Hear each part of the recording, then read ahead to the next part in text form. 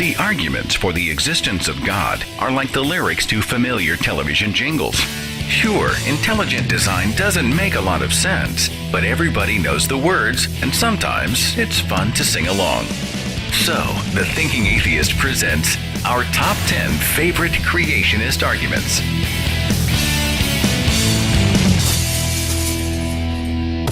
Number 1. Carbon dating isn't accurate to determine the age of the Earth. Well, perhaps that's why carbon dating isn't the preferred method for dating rocks and fossils. In fact, there are a great many methods of radiometric dating that accurately measure the decay of radioactive elements in rocks, meteorites, and fossils. And those methods can confidently measure the age of planet Earth to be 4.5 billion years. Number 2. You can't prove evolution. As opposed to proving the young Earth theory from primitive anonymous documents? Well, actually, man has unlocked the world of genetics to reveal that all living things have and do evolve, and that similarities exist between the DNA of plants, animals, and humans alike. Evolution is observable, provable science. To quote the famous evolutionary biologist Stephen Jay Gould, creationist critics often charge that evolution cannot be tested and therefore cannot be viewed as a properly scientific subject at all. This claim is rhetorical nonsense. Number 3. If man evolved from monkeys, why do we still have monkeys? This is like asking, if America was colonized by the English, why do we still have England?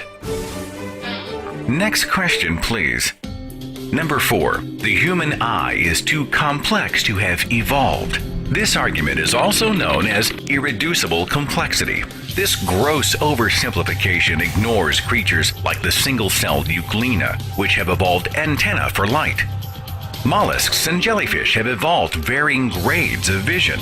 Plus, consider this, the human eye is more poorly constructed and much less acute than the eye of the octopus or the great horned owl. Did God care more about the design of the horned owl than his own children? Number 5. Atheism is actually a religion. Indeed, much like not collecting stamps might be called a hobby, or not smoking might be called a habit. Number 6. Oh yeah? Well, scientist X believes in God. Well, that's nice. So did icons like Copernicus, Kepler, Galileo, who also lived during the time of dirt floors, bleeding sick people to cure them of illness, and burning witches at the stake. Sir Isaac Newton was a believer and theologian. He was also an alchemist.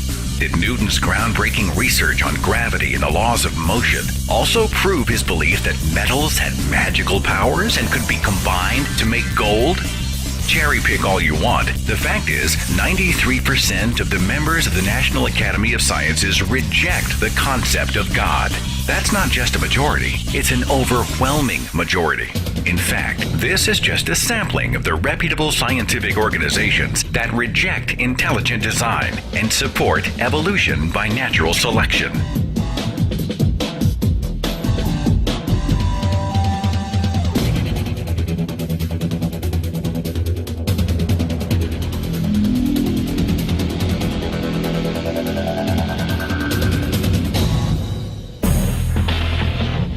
Number 7. So you're saying that everything happened by chance? No. Well, chance certainly plays a part in the evolutionary cycle, but natural selection promotes non-random change of specific desirable traits over time. Living organisms didn't just pop into existence by chance, but they did evolve over millions, sometimes billions of years. Number 8. America was founded as a Christian nation. Actually, the U.S. Constitution never mentions God, and the mention of religion in Article 6 and the First Amendment serve to separate religion from government altogether. The words "In God We Trust" weren't printed on American coins until 1863, after a religious surge during the Civil War. Paper money didn't have it until 1957. The words "under God" weren't even in the original Pledge of Allegiance. They were added by Congress in 1954. And many of our founding fathers were either deist or ambivalent about the Christian God, including Thomas Jefferson, Benjamin Franklin, James Madison, John Adams, Thomas Paine, and even George Washington. Number 9. The second law of thermodynamics. We love this argument because it is thrown out so flippantly and with so little understanding. In a nutshell, the second law of thermodynamics says that systems must become more disordered over time. So, complex living cells and organisms couldn't have come out of basic inanimate chemicals. In other words, more time means more chaos. What creationists fail to mention is that this law only works in a closed system where no energy or matter leaves or enters.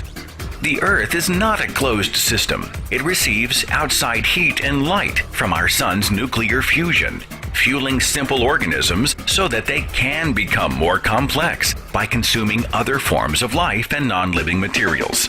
Here's an easy way to frustrate this argument when a Christian brings up the second law of thermodynamics. Ask him what the other laws are.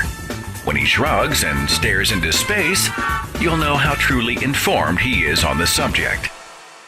And finally, number 10, our favorite. Adolf Hitler was an atheist. Well, actually, Hitler was raised Roman Catholic. In Mein Kampf, Hitler speaks of the creator of the universe and says the Aryan race was created by God. His religious views, or lack of them, remain in dispute. But using the name of history's greatest tyrant isn't an argument. It's a provocation that has nothing to do with the concept of evolution or creation.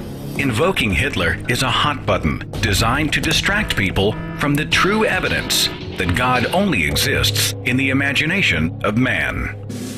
So there they are, our top 10 favorite creationist arguments.